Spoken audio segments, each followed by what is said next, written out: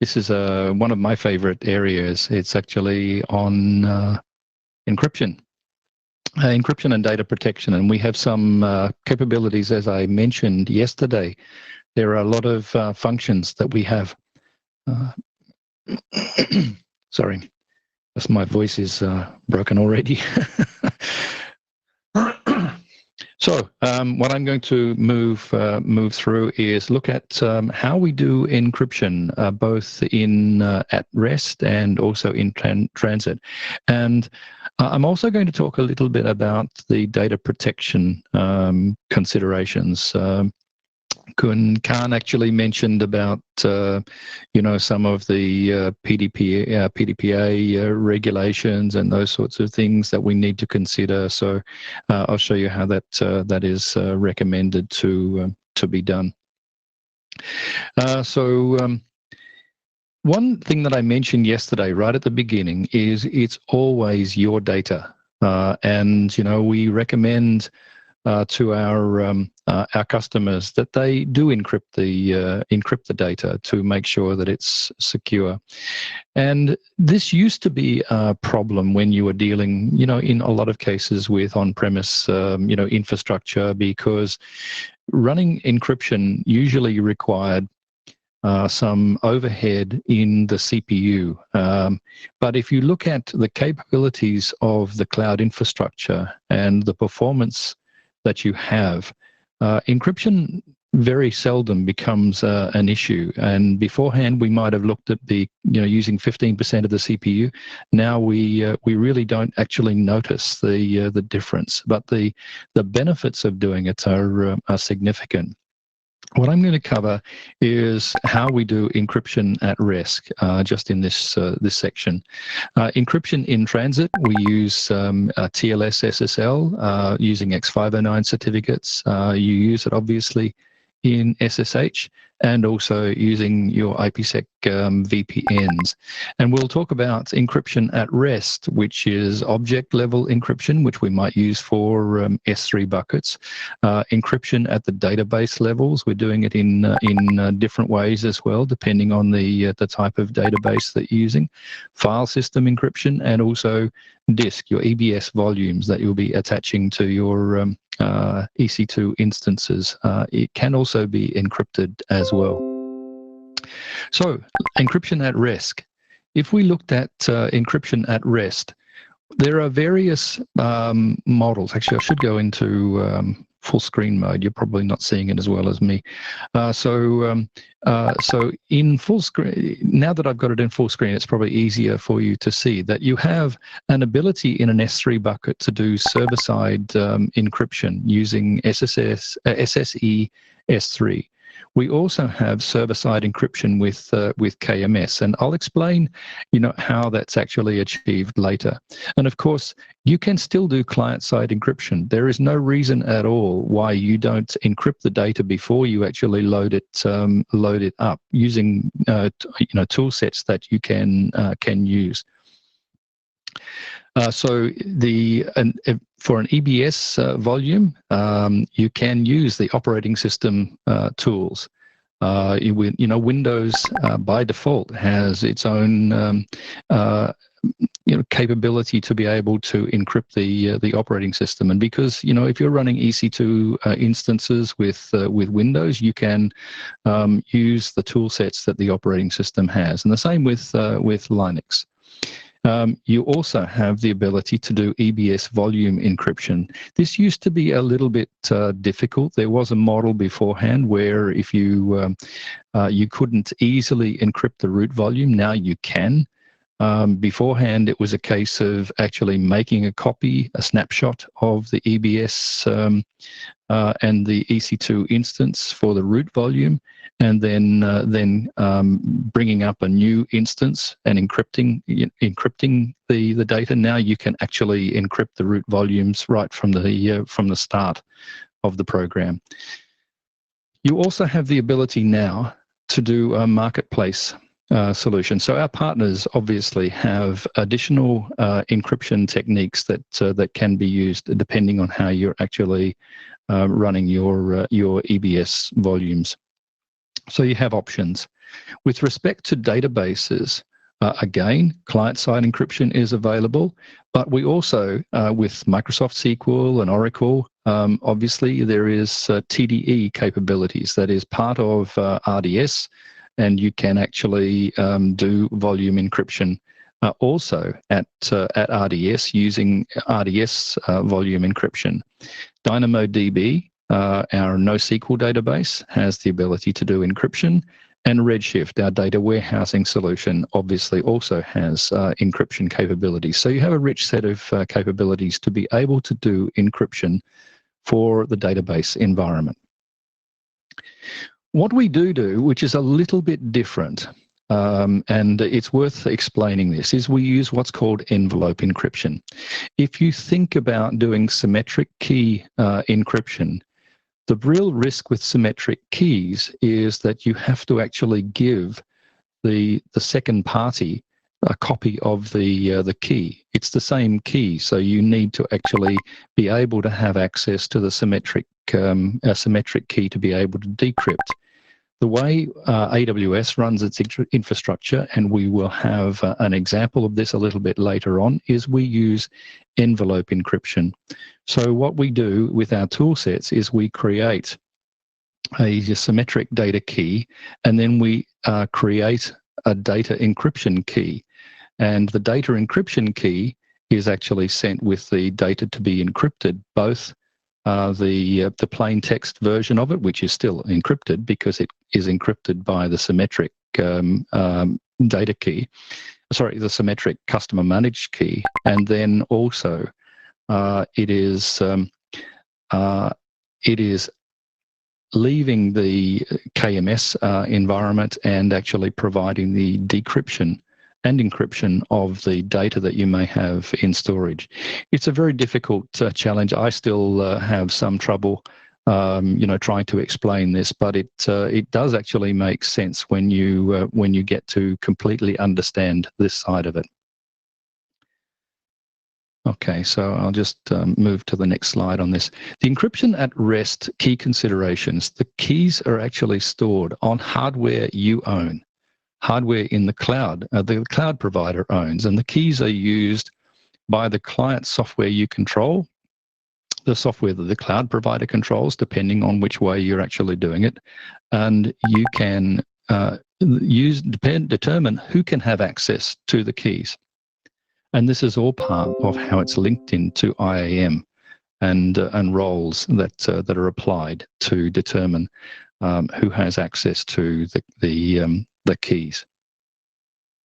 Encryption at rest options in AWS. We have client-side encryption. You encrypt your data before submitting to the service. We talked a little bit about that already. You supply encryption keys or use keys in your AWS account. So you have a choice of your own keys that you supply or AWS keys. And the server-side encryption, AWS encrypts the data on your behalf after the data is received by the service. Services with integrated encryption, so these ones are not necessarily the ones that are just using KMS tools, are S3, Snowball, EBS, RDS, and some of the other ones there. So there are capabilities to use AWS encryption keys that AWS manages. I will point out that AWS doesn't have access to the data. They just create the keys and rotate the keys. But you'll see later when we talk about KMS and Cloud HSM, you have stronger capabilities around that as well. Encryption at rest using the key management service. It's a managed service that simplifies the creation, control, rotation, and deletion of encryption keys in your applications. It's FIPS 140-2 validated hardware security modules. So there's very little difference between a Cloud HSM and KMS in terms of the hardware that actually runs it. It's integrated with over 50 AWS services for encryption. So there's a lot of capabilities for you to be able to create your own keys using KMS or using Cloud HSM to be able to manage it. And as Khan mentioned before with respect to CloudTrail, the other thing about not only putting the CloudTrail logs in another another account, we also recommend that you encrypt the CloudTrail logs. And KMS is integrated with CloudTrail to provide auditable logs of key usage that's around there, but also to create logs that are encrypted as well. And it's done in all regions except China. Okay, the encryption at rest, the key management service. So the AWS key management service hierarchy it's a two-tiered hierarchy using envelope encryption. This is the envelope encryption I was talking about. Its unique data key encrypts the data. So if you looked at the diagram that we're talking about on the right-hand side here, the key management service actually has customer master keys, CMKs, and the CMKs never leave KMS. What does leave KMS is a data key that is actually encrypted using the customer master key. And then the data key actually encrypts the data on the S3 object or the EBS volume, the Redshift cluster, etc. So it limits the risk of compromise to the data key. It's better performance. The interesting thing about the difference between symmetric and asymmetric keys is that performance is much better with symmetric keys. Why wouldn't you send out the customer master key? One of the reasons for it is the customer master key is only about 4K in size, so it's fairly small. So you think about encrypting some of the objects. There are a couple of things that you might want to consider, and that is that the customer master key should never leave the KMS, and it should be controlled by the particular users you've authorized through IAM to actually manage those keys. You can also bring your own key material to KMS. That's how you control how the master keys are generated. You store the master copy of the keys, you import the keys to KMS as key material and set up optional expiration time for it, and you generate CMKs based on the imported key material. So you can actually have a lot of ability to control even the CMKs in a KMS environment. It works with standard key-based management infrastructure such as Talos eSecurity and others. So what does it actually look at? If you think about the diagram on the right-hand side, the KMS actually creates an empty CMK container with a unique key ID. What you're actually doing is you are loading. You copy that down, and you might be with your on-premise HSM, for instance, where you actually use your own key material, which might be 256-bit key material that you actually load into that wrapper, and then it is sent back up to KMS to provide the key. That the CMK that you're actually wanting to run. Okay, what does it mean in different types? So you see how you have some flexibilities in this. You can use an AWS-owned CMK. The creation is AWS generated. The rotation is automatically done every 3 years. The deletion, in that situation, it cannot be deleted. It's visible with your AWS account. No, it's not. The scope of use, not limited to your AWS account. The AWS managed CMK is generated by on customers' behalf. It's once every 3 years automatically rotated. It can't be deleted. It's visible with your AWS account. In that case, it is. It's limited to your specific AWS services. Now, if you decide to create your own CMKs that are customer generated, generally it's once a year automatically, or you can actually manage that in other different life cycles depending on an on-demand opt-in. It can be deleted. Now that's the risk. You may want to delete keys, but remember, if you are deleting keys, you are effectively deleting any access to the data that you've encrypted with those keys. So there's a bit more management involved in that.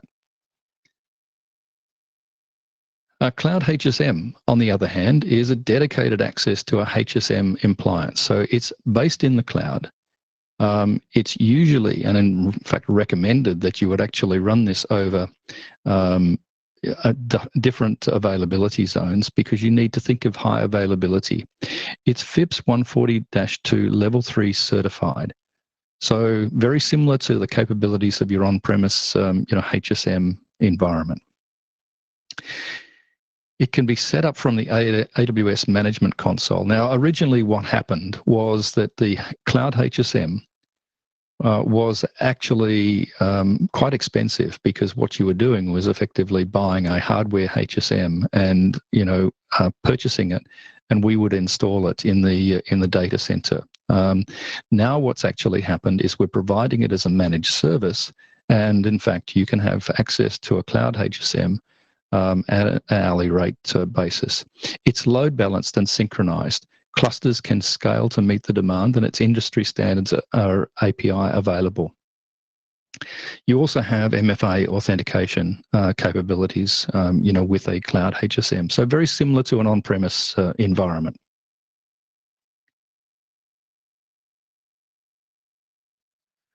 Encryption at rest using a KMS customer key store. You can actually combine the two of them. So look at the left-hand side bottom.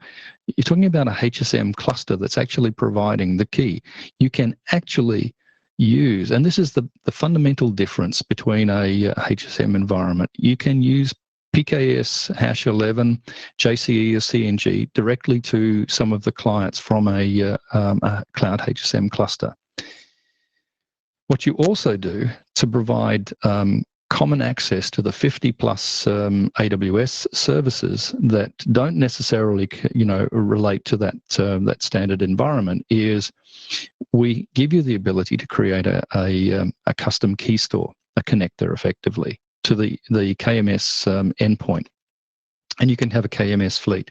This gives you the ability to be able to create your own applications via AWS SDKs, and also have access to the 50+ services that is encrypted by this environment. So you've got a lot of flexibility in how you would actually structure that. When would you use an AWS KMS key store?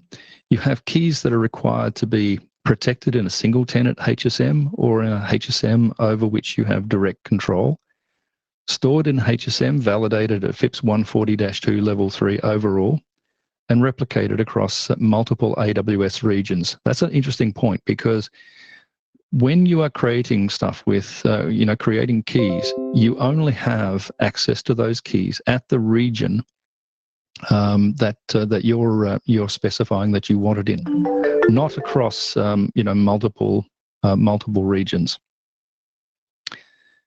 Encryption at rest using AWS KMS versus Cloud HSM. This is an often, in fact, this slide deck is a little bit dated, because in fact, AWS KMS is actually very, very close to being the same as a HSM in terms of the FIPS criteria. There are some subtle differences if you look at the specification between the two, but it's very close. And in fact, most of our customers now don't even worry too much about using a Cloud HSM. They do everything through an AWS key managed service for what they need to do. They may create their own customer managed keys, as we talked about, using other services, but they're using KMS to actually manage the infrastructure. And I think the other change that's actually occurred now, KMS would only do symmetric encryption. However, now, as of I think a short while ago, KMS will actually do asymmetric encryption, but there are some limitations on how that works as well. Encryption at rest, you also have the ability to use partner solutions through that as well. So, solution comparison, again, I'll just leave this in the slide when we send the slides out to you, so you've got an easy chart to be able to relate to this, rather than go into detail, unless there are any specific questions you may have from that. Okay, talking about encryption in transit. This is inside the VPC. Okay, you know what a VPC is. It's your own infrastructure. that you're actually running in the AWS cloud environment. It's audited and certified, etc. So you would have seen these, and probably you're quite familiar with this side of it already. Why do we talk about it? Because when you're looking at encryption in transit, consider how you're actually doing it in the VPC. So in this particular chart, what we're doing is we're obviously providing encryption over the VPN from, say, your corporate data center.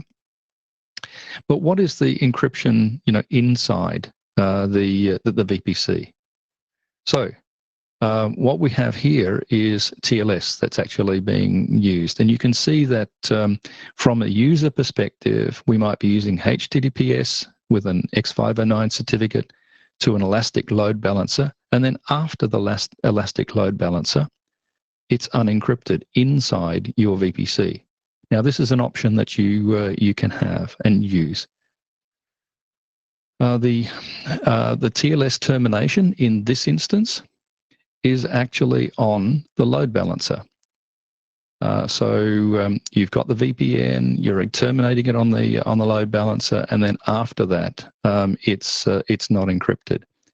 You can also use the ELB for an HTTPS termination, so that you can have encrypted traffic after the elastic load balancer.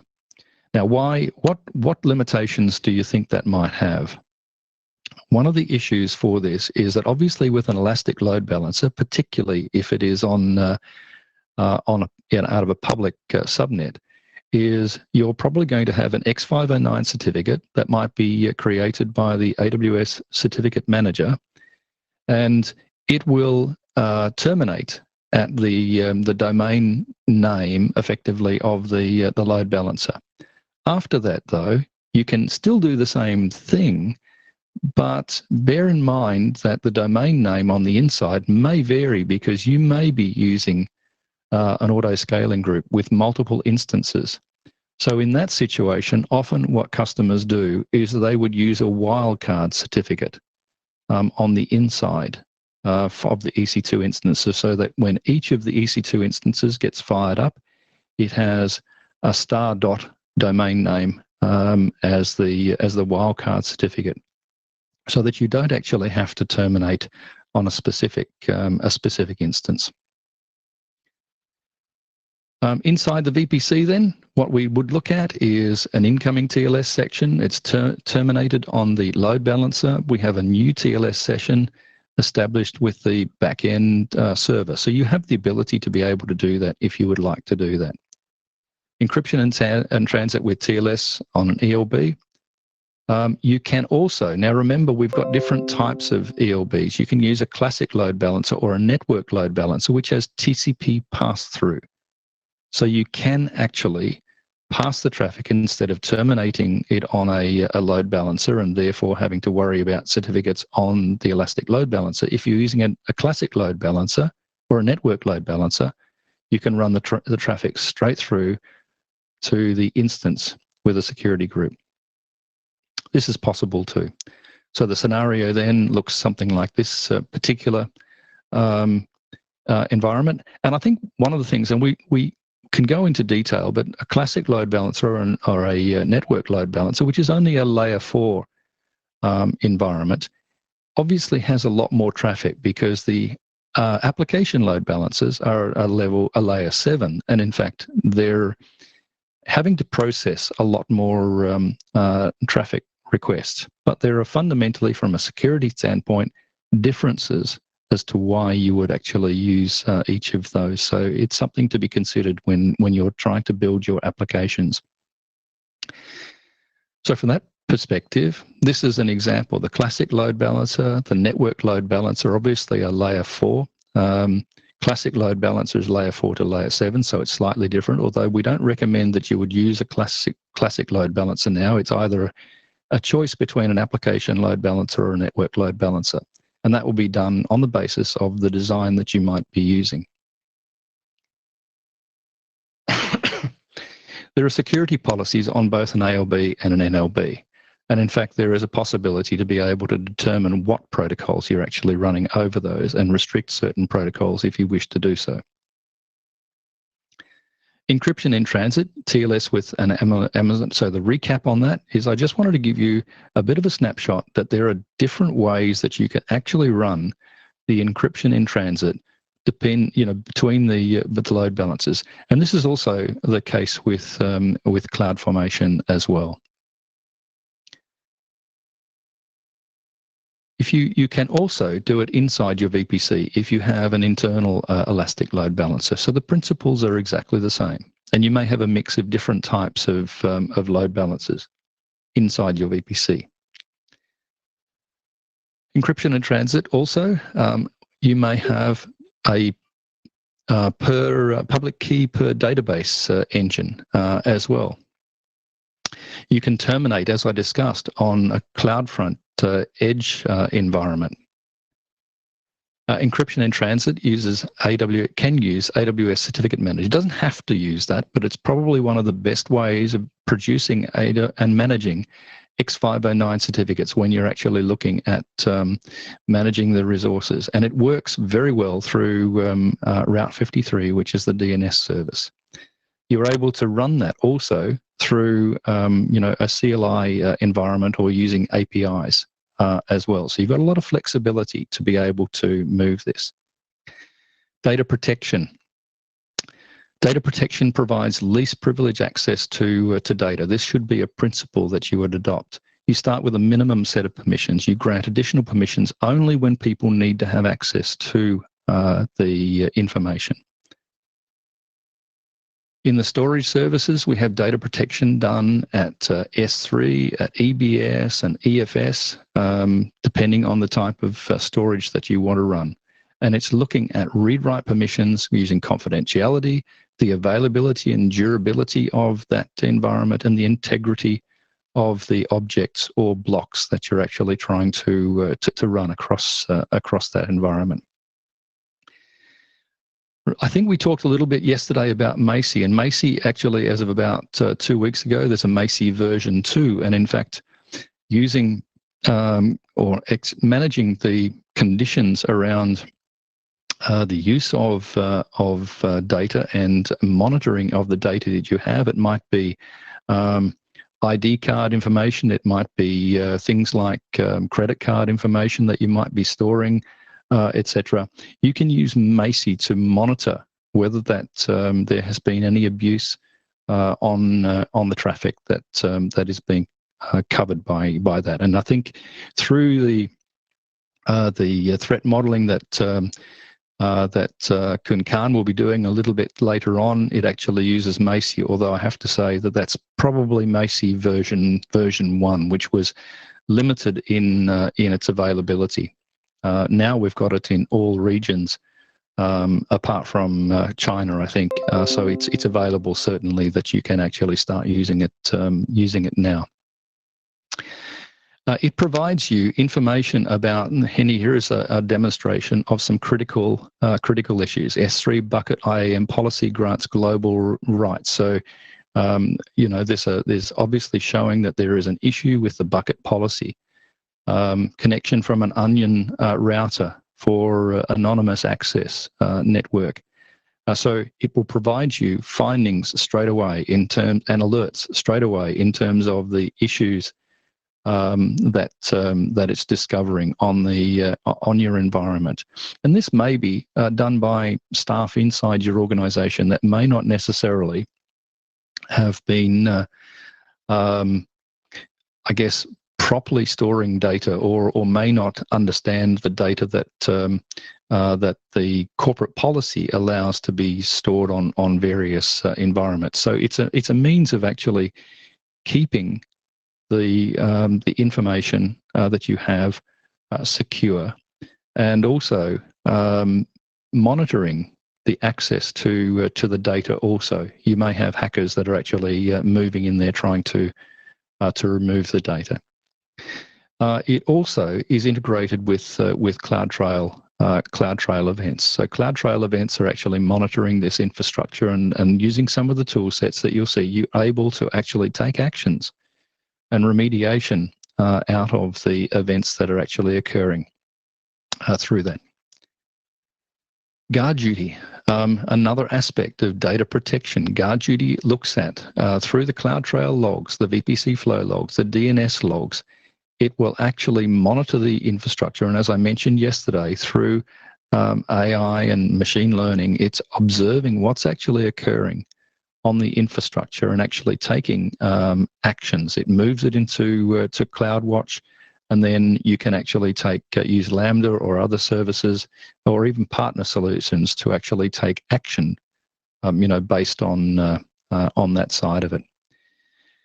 It also gives you an ability to look at things like reconnaissance, instance compromise, account compromise. And as Khan mentioned before, when we're looking at things like CloudTrail, we recommend to do that across all regions. And I said, I think yesterday, that one of the attack areas that's is actually occurring from time to time is that some customers are not monitoring all of the regions for their account, and some hackers have got in and decided to make more money by doing Bitcoin mining in another region. And Guard Duty will actually observe the activity that's occurring in regions that you don't actually have a business need for accessing, and provides you alerts, for that access.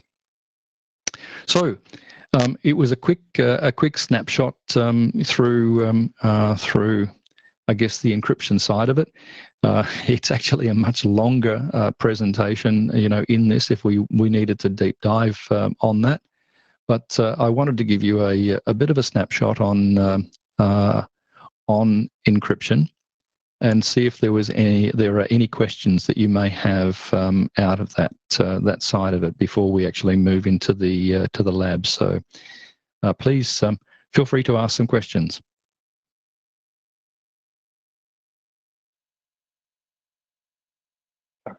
ถึงตรงนี้เราได้ดูเรื่อง encryption ไปแล้วบ้างเหมือนที่แอนดรูเล่าให้ฟังใช่ไหมครับมีใครมีข้อสงสัยเรื่องของ encryption เพิ่มเติมไหมครับว่า service ของเราของ AWS เนี่ยเราสามารถ leverage service อะไรมาใช้ได้บ้าง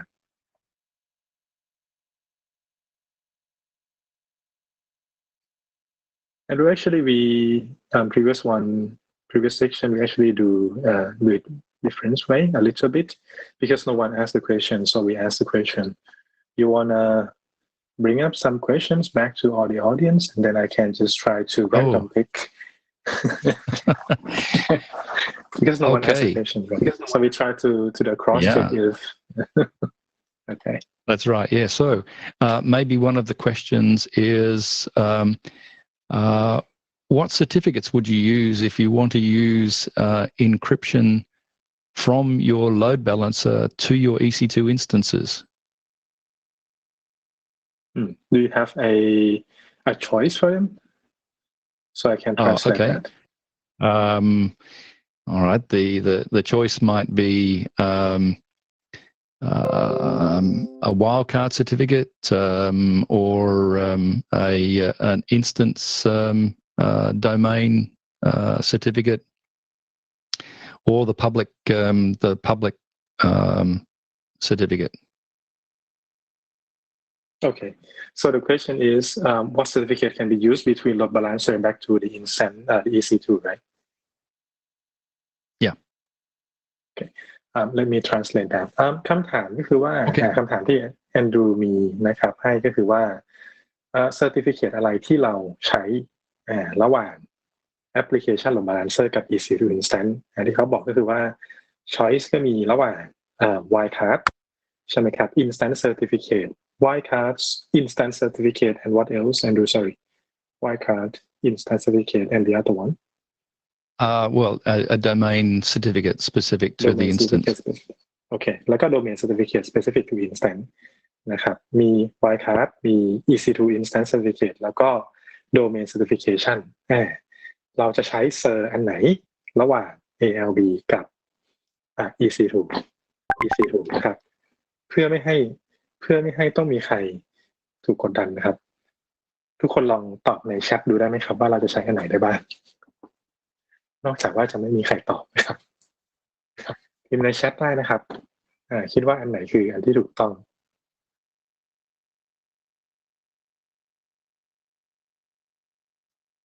ตอบก่อนได้เลยครับวันนี้ไม่มีเสื้อนะครับแต่ว่าตอบก่อนได้เลยครับในแชทได้นะครับในแชทได้นะครับถ้าไม่มีใครตอบในแชทผมจะต้องจำเป็นที่จะต้องไล่ไปในลิสต์นะครับว่าใครจะช่วยตอบได้บ้างนะครับโอเคอืมโอเคครับโอเคครับโดเมนโอเคโอเคครับมีใครตอบอย่างอื่นบ้างไหมครับdomain certificate one Probably wasn't such a good question anyway. okay you can have another try but this one I think you can Yeah, explain on this one which one you I use think the right answer. Yeah, the recommended and right answer for that would be a wildcard certificate on the inside of your environment, because you're going to be using, auto scaling probably in your EC2 instances. So the challenge will be how you actually use a load balancer to connect a HTTPS environment or TLS on the inside of your environment. It's easier to terminate on the load balancer, but we won't worry about that one. That's a simple question. What is the standard time frame for key rotation in an AWS certificate? โอเคครับคำถามก็คือว่าปกติเราจะ rotate standard time frame ที่ใช้ในการ rotate server บน AWS service ที่เรารันให้อยู่ที่ระยะเวลาเท่าไหร่ครับแชทได้ครับพิมพ์ในแชทได้คนพิมพ์ในแชทได้ครับเดาก็ได้นะครับ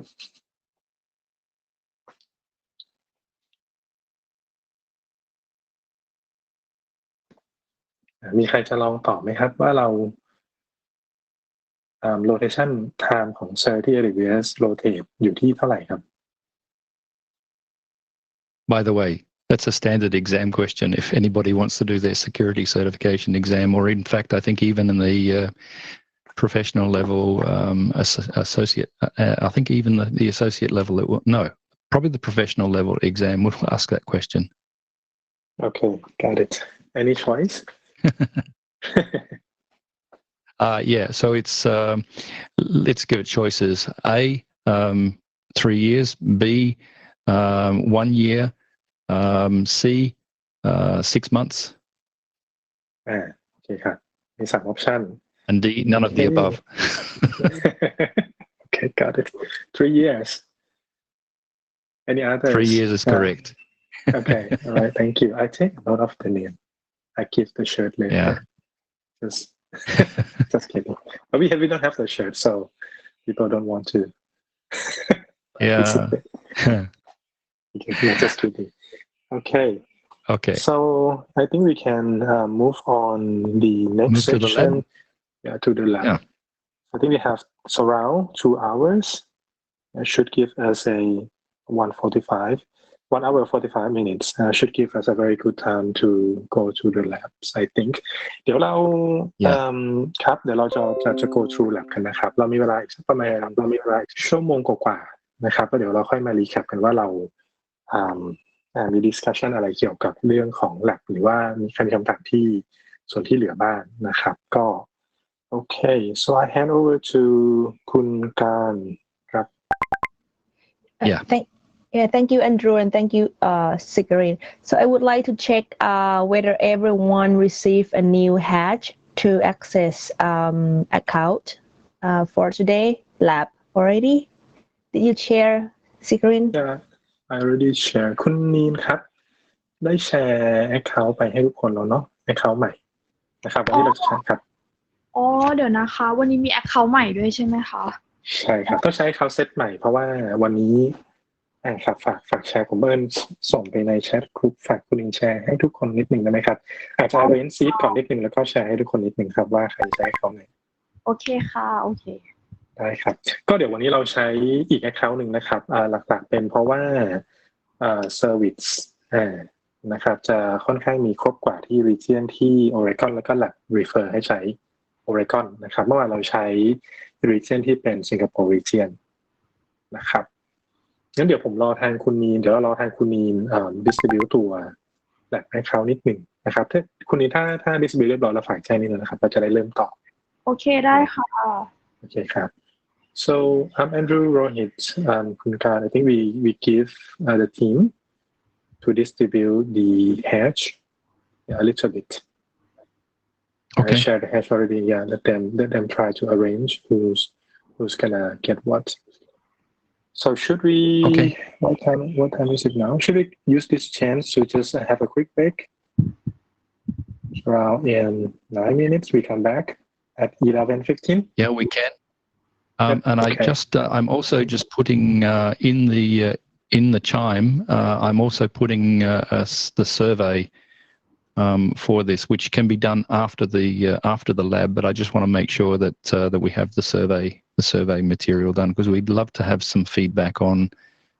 It's always a bit of a challenge trying to do it virtually like this. We would normally do things in person, but so we're very keen to see how we've actually supported the team and how people have felt, and it gives them also an ability to be able to let us know what we need to change and what we need to fix to make it. ก็ปกติเวลาเรารัน immersion sure okay got it ปกติเวลาเรารัน immersion day นะครับส่วนหนึ่งเราก็จะมี survey ก็คือ feedback นะครับเพราะว่าส่วนมาก feedback ของทุกคนเนี่ยก็จะทำให้เราสามารถ adjust พวก content จะเร็วไปช้าไป content ลงดีเทลมากไปยังไม่คุ้นเคยกับแลบอะไรเงี้ยครับอยากให้ทุกคนsubmit feedback ให้ด้วยนะครับ Andrew drop ตัว feedback link ลงมาในแชทแล้วนะครับก็เดี๋ยวค่อยทำหลังจากหมด section ก็ได้นะครับอันนี้ยังไม่ได้รีบอะไรมากแต่ถ้าสมมติว่าใครมีเวลาก็ลองอาจจะฝากฟิลตัว feedback ไปเลยนะครับก็ยังไงเดี๋ยวผมส่งลิงก์หลังจากนี้ให้อีกทีนึงนะครับก็อาจจะส่งผ่านคุณนีและคุณเอลิซาเบธให้ทีนะครับโอเคถ้าอย่างนั้นเดี๋ยวเราเบรกสักแป๊บหนึ่งนะครับเดี๋ยวกลับมา 11:15 มีเวลาสักประมาณ 7-8 นาทีก็เผื่อจะให้คุณนีได้ distribute ตัว hash ไปให้ทุกคนจะได้ลองล็อกอินว่าใครใช้เขาไหนอะไรยังไงด้วยนะครับโอเคค่ะได้ครับเดี๋ยวเรากลับมาที่ 11:15 นะครับ so we come back 11:15 Bangkok ครับ okay